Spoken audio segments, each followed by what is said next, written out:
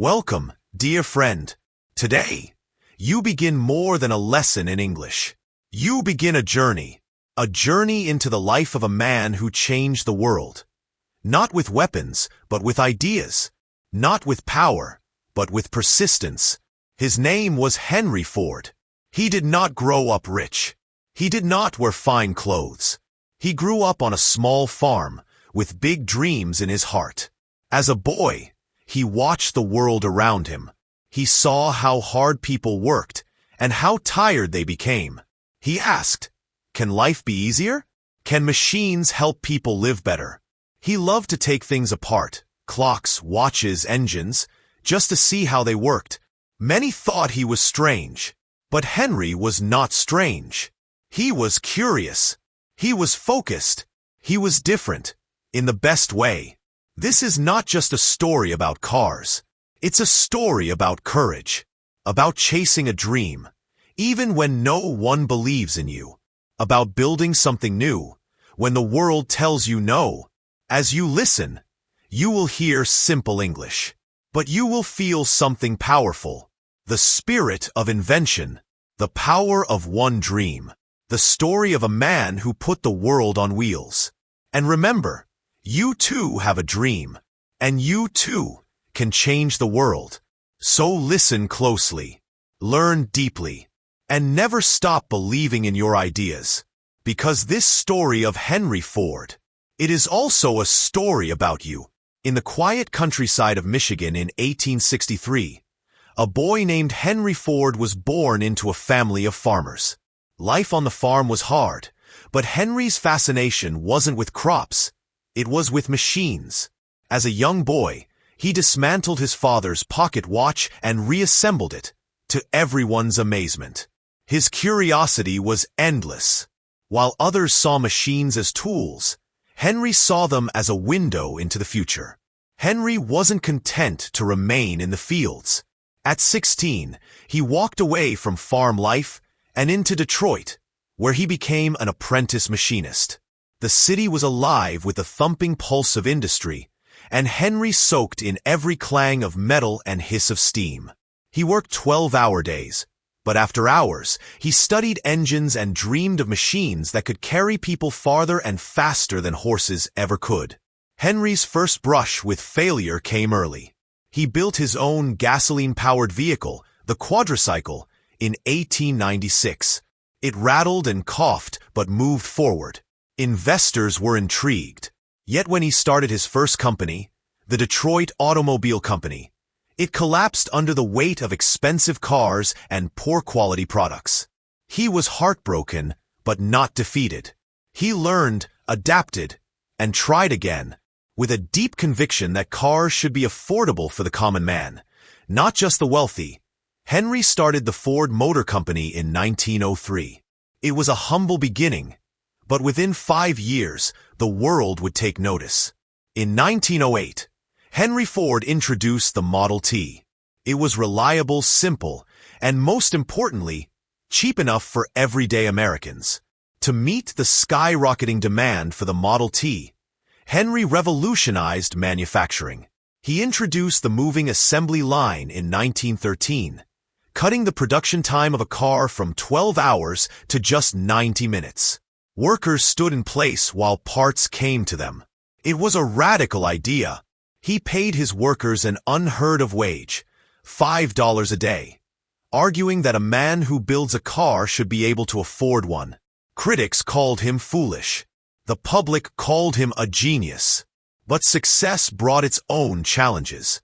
Henry Ford resisted change. He clung to the Model T long after the public wanted something new. When competitors adapted, he stood firm. Sales dipped. The world changed, and Henry struggled to change with it. His son, Edsel, tried to modernize the company, but their relationship was strained. Edsel died young, worn down by stress, leaving a grief-stricken Henry to take back the reins. World War II pulled Ford Motor Company back into relevance. Factories built tanks and airplanes. Henry, though aging and frail, watched as the company once again became a symbol of American might. But by the war's end, His time was fading. He handed the company to his grandson, Henry Ford II, in a quiet transition that marked the end of an era. Though Henry Ford is often remembered for bringing cars to the masses, he also reshaped the very foundation of modern labor. His introduction of the $5 workday in 1914 wasn't just about generosity. It was strategic. He believed stability at home would translate to stability on the assembly line. Workers, once transient and unreliable, now had reason to stay. Productivity soared. The nation watched in disbelief. Thousands lined up outside Ford's factory, hoping for a chance at a job that paid more than double the average wage. But Ford wasn't a saint. His control over his employees was as absolute as his vision. He established a sociological department that monitored workers' lives. Whether they drank, how they spent their money, what language they spoke at home. He wanted not just loyal workers, but moral ones by his standards. Freedom came at a price. In the 1920s, Ford's fame extended beyond business.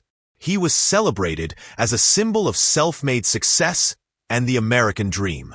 Yet, beneath the admiration lurked darker chapters. Henry Ford published a series of anti-Semitic articles in his newspaper, the Dearborn Independent. These writings were eventually compiled into a book titled The International Jew. The backlash was fierce. Though he later apologized under pressure, the damage was done. Even Adolf Hitler would later cite Ford as an influence, keeping a portrait of him in his office. This chapter remains one of the most troubling stains on Ford's legacy. Still, Ford's impact on global industry couldn't be undone. Factories in Europe, South America, and Asia began to mimic his methods. The Fordist system, standardized mass production, efficient labor practices, and high wages, became a global template. Nations industrialized at record speeds. Ford didn't just change America, he changed the world. As he aged, the visionary in Ford struggled with the passage of time. He resisted labor unions and battled bitterly against workers seeking more rights and protections. In 1937, a violent confrontation outside the Ford River Rouge plant, known as the Battle of the Overpass, exposed the brutality of Ford's security forces and turned public opinion against the company. Eventually, the United Auto Workers Union was recognized, but only after relentless struggle. His family life was no less complicated. Though he had only one son, Edsel, the tension between father and son became one of the most poignant parts of his story. Edsel, refined and forward-thinking, wanted to modernize the company and introduce sleeker cars. Henry, blunt and authoritarian, dismissed Edsel's ideas. Their friction was constant. When Edsel died of stomach cancer at just 49, many whispered that stress and his father's dominance hastened his death. Afterward, Henry Ford returned to lead the company, but the world had changed too much. His health declined. He often forgot names, repeated decisions, and lost touch with modern economics. His grandson, Henry Ford II, had to step in to rescue the company during the war. Quietly, the reins passed from the old empire builder to the new generation. By the time of his death in 1947, Henry Ford had become something larger than life. Not merely a car maker, but a man whose ideas had ignited a global transformation. He gave mobility to millions, but also enforced a rigid ideology. He created opportunity, but also controversy. He saw the future, but often clung to the past. Today, his name remains etched in factories, highways, and history books. But behind that name is a story of contradictions. A farm boy who engineered modernity, a businessman who distrusted finance, a capitalist who admired simplicity, and a public figure whose flaws were as towering as his achievements. There was once a cold Michigan evening in 1893 when Henry Ford came home from his job at Edison Illuminating Company with his eyes glowing. He had been personally complimented by Thomas Edison, the very icon of invention. Ford had described his plan to build a horseless carriage, and Edison, pounding the table, had shouted, "Young man, that's the thing. Keep at it." For Ford, those words were a spark. He never forgot them. In his darkest hours of failure, when people mocked his crude inventions, he would replay Edison's encouragement in his mind. Then came the story of the Model T's success, a tale so unlikely it bordered on magic. In 1909, the Ford Motor Company faced a crossroads. The car market was filled with boutique manufacturers catering to the rich. Others at the company urged Henry to produce luxury vehicles for profit. But Ford stood firm. "I will build a motor car for the great multitude," he declared. People laughed. Cars were toys for the elite. But Ford designed the Model T with such precision that its parts could be interchangeable. A radical idea. He painted them all black because black dried faster. He was obsessed with speed. On the road and in the factory, sales exploded. In small towns and cities, in dusty farms and bustling neighborhoods, people saw their lives change. They could visit relatives far away, transport goods with ease, and dream of lives beyond their fences. The Model T wasn't just a car. It was freedom on wheels. But as his business rose, Ford's simplicity and stubbornness began to crack under pressure. In one fabled meeting, his board members pleaded with him to retire the aging Model T in favor of new designs. Ford stood up, walked out, and came back an hour later. He had personally taken a sledgehammer and destroyed the prototype of a new car design. His own car. He was making a point. The Model T was his masterpiece, and he wouldn't abandon it easily. One of the most emotional and humanizing stories came during the Great Depression. As unemployment ravaged the country, Henry Ford refused to lay off workers. Instead, he shortened their hours so everyone could have a job. His belief in self-reliance was unshakable, but he also felt a personal responsibility. Even when profits fell, he insisted on giving work to those who had helped build his empire. Yet, he also battled demons of power. As the Ford empire expanded, Henry built a small utopian city deep in the Amazon jungle called Fordlandia. His dream was to grow rubber for his cars and export American values like clean living, Protestant work ethic, and baseball. He banned alcohol, cigarettes, and even dancing. But nature and culture clashed. The workers revolted. Disease spread. Fordane collapsed. A haunting metaphor of a man trying to manufacture not just cars, but civilization itself. Then came the twilight years. Ford often wandered his factories, still dressed in suspenders and carrying the air of a farmer. He would stop to chat with workers, but many whispered that he no longer understood what they were building. He would ask questions that had been answered decades ago. The world he had shaped now moved faster than he could follow. In his final days, he found solace in the past. He returned to Greenfield Village, a vast museum complex he had built to preserve the old ways. There, Henry recreated the buildings of his youth. The blacksmith shop, the one-room schoolhouse, even Edison's Mellon Park lab. Visitors saw a man trying to stop time, to bottle a world before machines overtook the earth. And yet, the irony was sharp. This was the man who had started the clock ticking. When Henry Ford passed away in 1947, the village bells rang. Workers paused. America bowed its head. He was gone, but the rhythm of the assembly line continued, echoing across the nation. The freeway replaced the railroad. Cities spread wide instead of growing tall.